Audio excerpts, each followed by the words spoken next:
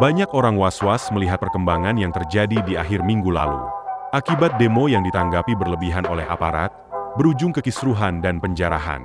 Padahal demo yang sudah berlangsung dari Senin minggu lalu, tak banyak mempengaruhi pasar. Bahkan IHSG diam-diam kembali mencetak rekor tertinggi di 8.022. Bagaimana kita melihat pasar minggu ini? Kalau saja tidak ada eskalasi kerusuhan yang lebih besar, bagaimana investor asing melihat pasar saham kita? Berikut ini analisis dan tips dari Angga Septianus, Community and Retail Equity Analyst Lead Indo Premier Sekuritas. Mungkin beberapa bulan ke depan sampai akhir tahun nanti, kalau kita lihat memang pergerakan IHSG ini sangat ditopang sama yang namanya foreign flow untuk saat ini ya. Karena kita lihat investor asing udah mulai masuk lagi. Secara month to date, secara dari awal bulan Agustus ini, investor asing sudah masuk sekitar 11,9 triliun ya dari awal bulan ini. Itu mereka masuk ke saham-saham penopang indeks kita seperti perbankan, ada juga telekomunikasi, telkom ya, perbankan terutama BRI, Mandiri. Dan kalau dilihat secara konsistensinya mereka ini cukup konsisten ya. Sejalan dengan ditopangnya kenaikan saham-saham ini karena pemotongan suku bunga gitu. Nah, suku bunga kita kan sudah kembali turun, keempat kalinya kemarin dipotong di angka 5% kan untuk suku bunga acuan BI kita. Sehingga korelasinya adalah gimana kalau suku bunga bergerak menurun, artinya pergerakan aset agresif seperti saham ya lebih menarik lagi gitu. Nah, harapannya ini bisa menjadi penopang secara jangka menengah sampai panjang sampai akhir tahun nanti. Apalagi pemerintah juga menopang dengan banyaknya stimulus-stimulus ya, dan juga target perekonomian kita kan di tahun depan juga di atas 5% ya.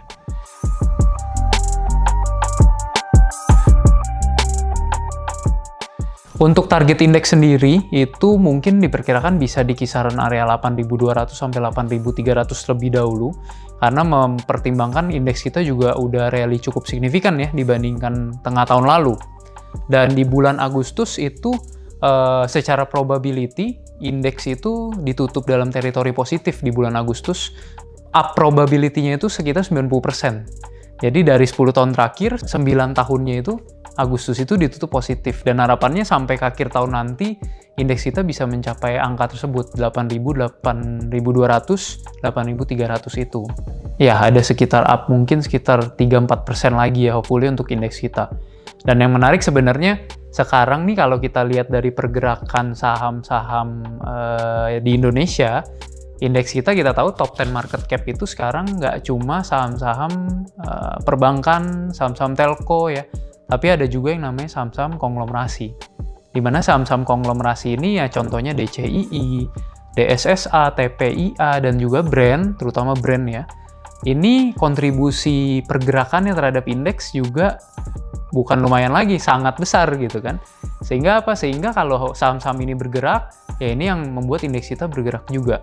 Nah, in fact, saham-saham yang non-konglomerasi, yang seperti banking gitu ya, ini masih berada di area-area undervalue, area-area historically undervalue kalau dibandingkan rata-rata 10 tahun terakhir.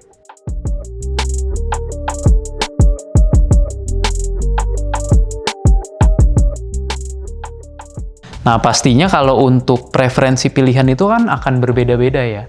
Ada orang yang prefer untuk melihat tanpa melihat fundamental, traders lihat tren aja dan nggak perlu lihat valuasi. Tapi kalau secara jangka panjang yang kita percaya adalah in the end akan kembali ke fundamentalnya. Dan kalau kita lihat di kondisi sekarang, LQ45 dan ADX30 sebagai indeks utama kita kalau kita mengeluarkan saham-saham konglomerasi tadi, itu masih berada di area-area bawah sebetulnya.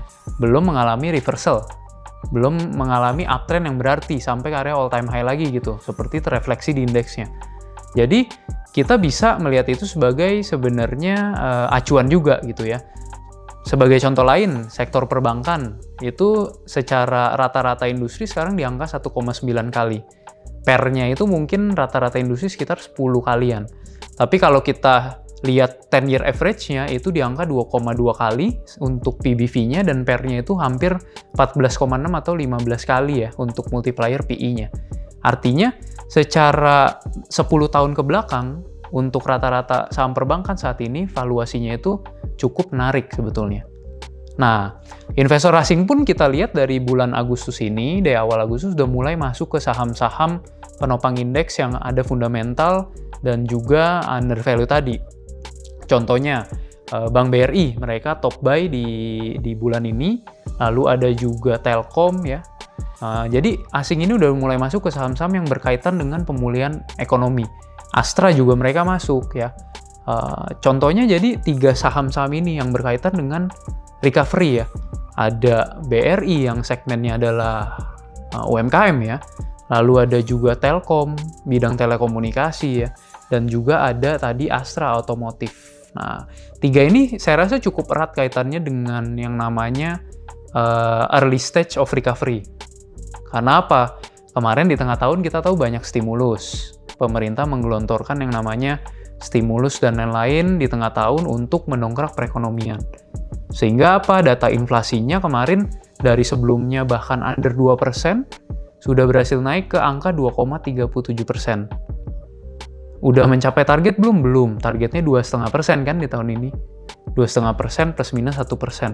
Kalau bisa mencapai angka 2,5% at least untuk inflasinya. Makanya suku bunga kembali diturunkan dan nilai tukar kita juga terlihat stabil di 16.300-an ya untuk rupiah kita terhadap dolar.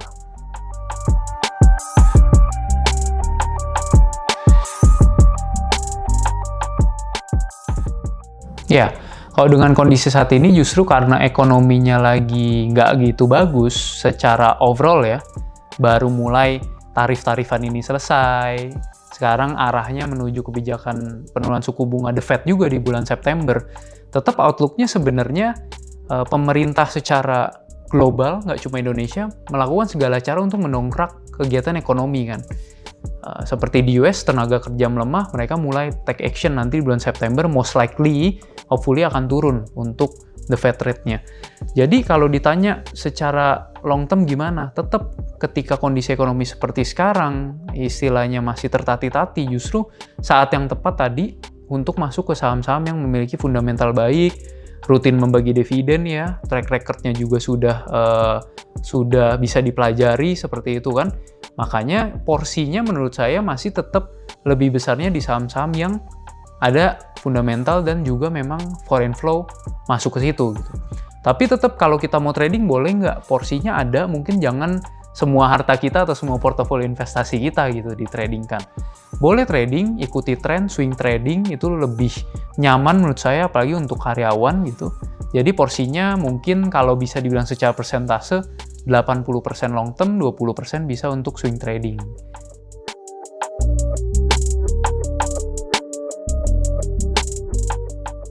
Ya, tadi kalau untuk sektor ada dari sisi perbankan itu ada BRI, ya, lalu ada juga Mandiri yang mengalami yang mendapatkan arus dana asing sangat besar. Lalu ada juga Bank BTN, ya, kita cukup suka juga dengan adanya banyaknya sentimen-sentimen seperti pengambil alihan unit syariah, lalu juga program beberapa juta rumah yang dicanangkan pemerintah ya. Ini juga menarik. Lalu kalau dari sektor konsumer ini yang cukup defensif dan tentunya kalau misalkan ekonomi lagi agak-agak sulit, tetap konsumsi saham konsumer, produk-produk yang dimiliki consumer goods ini. Contohnya apa? Mayora. Contohnya apa lagi? ICBP. Itu bisa dipertimbangkan karena mereka sangat defensif, punya diversifikasi produk yang sangat banyak. Dan yang terakhir itu bisa juga simak emiten-emiten properti ya, karena ini erat hubungannya dengan penurunan suku bunga. Kalau suku bunga turun, hopefully beban KPR menurun, dan ini bisa meningkatkan permintaan akan properti. Tentunya cari emiten-emiten properti yang misalnya punya banyak recurring income, above 50%, itu tentunya lebih defensif dibandingkan properti yang jualan land bank saja gitu ya. Gitu. Contohnya apa? Contohnya SMRA, ya, contohnya ada yang cukup menarik juga BSDE, ya, Pakuwon dan lain-lain.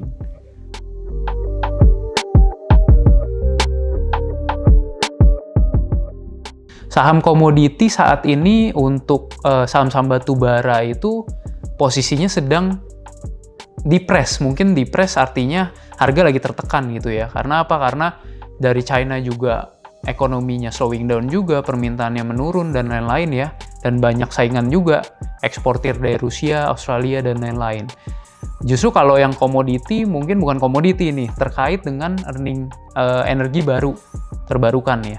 EBT ini lagi syarat banget, lagi dekat banget sentimennya dengan apa yang dilakukan oleh Danantara menuju dekarbonisasi dan juga pengurangan fosil energi. Jadi emiten-emiten EBT ini terutama terkait waste to energy saya rasa cukup menarik ke depannya secara jangka panjang ya. Kalau memang program-program yang direncanakan berjalan dengan lancar. Kategori ini contohnya kita bisa lihat saham-saham yang mulai uptrend seperti Toba, ya PGEO, ya itu contoh 2 saham yang dekat dengan proyek-proyek EBT pemerintah dan juga kelihatannya cukup promising secara kinerja juga dengan banyaknya program-program ini. Keputusan bisnis terbaik datang dari data, bukan tebakan. Mudah berlangganan Business Insight dengan subscribe with Google.